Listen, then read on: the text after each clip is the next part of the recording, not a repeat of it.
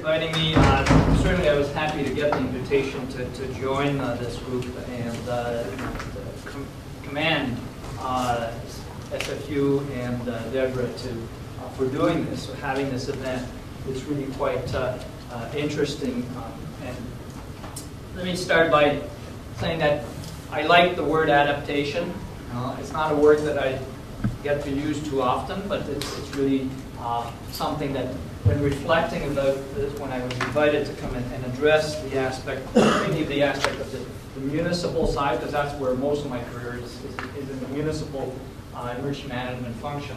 By the way, I don't know if everybody knows where Brampton is. We're just a little bit northwest of Toronto. In between us and Toronto, there's Pearson Airport. So if you've ever been to Toronto Airport, we're just north of that. So most of what happens in Toronto, we get some impact of it, and we're somewhat involved in there. It's interesting, the word adaptation, because emergency management, in a way, has a history of adaptation. If we look just at the legislation, we go back to right after the Cold War, or within the Cold War, emergency management, the legislation that existed then was called the Peacetime Measures Act. Okay, and it was a reflection on the comparison between the wartime, when the war was over and we were in this Cold War and all that. Well, we still had emergencies happen. They weren't really called emergencies then. When they started to be called emergencies, we always hesitated using the word disasters. We don't have disasters in Canada. Disaster has this connotation that we can't control it, we can't manage it, whereas in emergency, we seem to be able to control or manage it. Anyway, it's perception. We'll talk about perception. We're going to talk some more about it. The legislation then changed, and it became the Emergency Act. And I'm not good with dates, so I won't give you the dates. But if you want to research it, I know it changed at some point. I was already in the field, so when it happened. And now today we're talking about the Emergency Management Act. So here there's been some change in the way, the perception that, at least on the legislative side, we've already adapted. We've realized that it wasn't about peacetime compared to wartime. It was about emergencies, and civil protection was a word was used for a while, and now we're really into emergency management. At first, a lot of the emergency management field in Canada was a paramilitary structure, and you talk to the emergency managers way back were always either firefighters or police officers, and they had or ex-military people. A lot of my friends that are emergency managers did their career in the military, came out of the military with a good pension, and went into emergency management.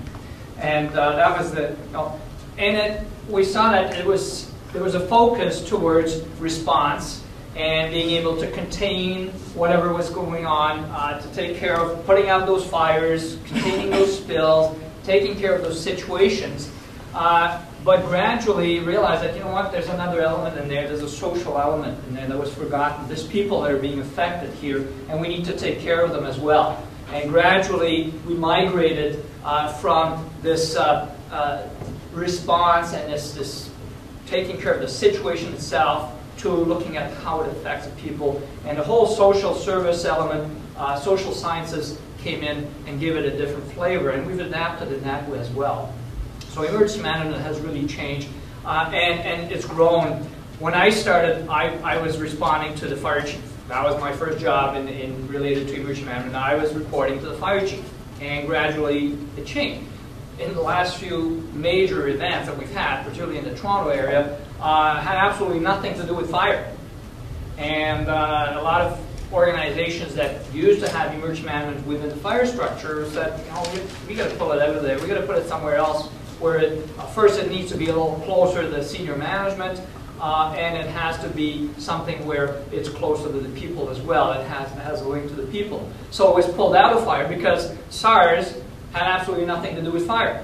The firefighters were just waiting there, and they were doing their usual stuff of putting out fires. They had nothing to do with SARS. The blackout, well, once the traffic signals were in a situation where we're taken care of, and we had enough people at the corner where to direct traffic, really the blackout had absolutely nothing to do with fire departments and even responders. And we find that a lot of those situations that we're dealing with in emergency have nothing to do with fire. So we have to evolve And that's been happening very much in the last while. One of the things that I want to do is make a little pitch here for the brand new Z1600 standard. I've been on a committee that's worked for the last 4 years to develop a national standard on emergency management and business continuity. We started looking at developing standards, saying, how are we doing emergency management in Canada, and how are we responding to situations? And we said we need to have the same framework, the same basic way of how do we take care of these situations.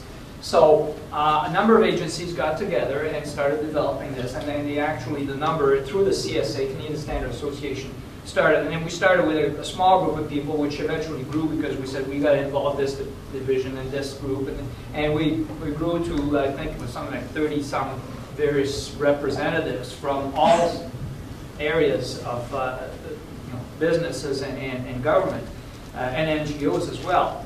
And we developed within this standard, and we wrote it in a way that it would be simple to use. We didn't want to scare, because if we're going to put a standard together, we want people to be able to use it.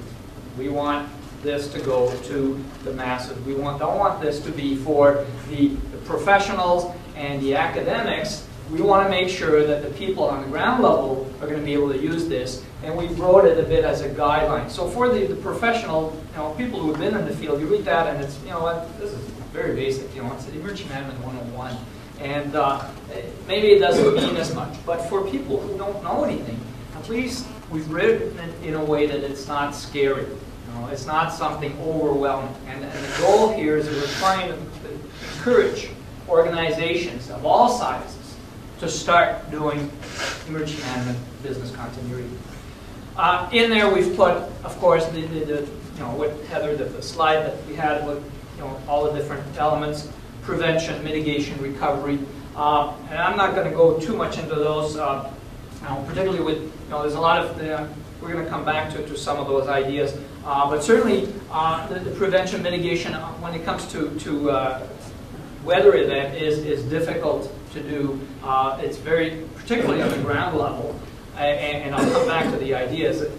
Because I don't have all this scientific data. You're saying, but the data, I don't have all of this. And I'm actually, when I say I'm a bit of an exception, because I'm always reading, I'm always researching, and but as somebody mentioned, most of the emergency managers that are in the field are part-time.